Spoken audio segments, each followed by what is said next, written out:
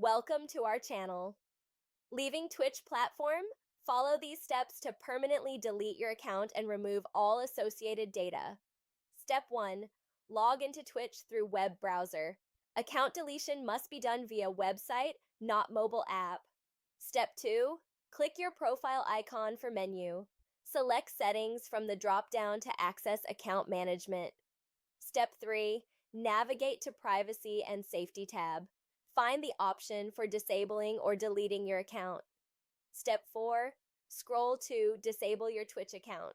This is the first step before permanent deletion option. Step 5. Click Disable Account button. Twitch will ask for confirmation before proceeding with disabling.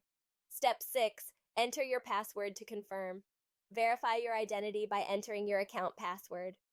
Step 7. Submit deletion request to Twitch support. After disabling, contact support for permanent deletion if desired. Step 8. Wait for confirmation from Twitch. Account deletion is processed manually and may take several days. Don't forget to like this video and subscribe to our channel.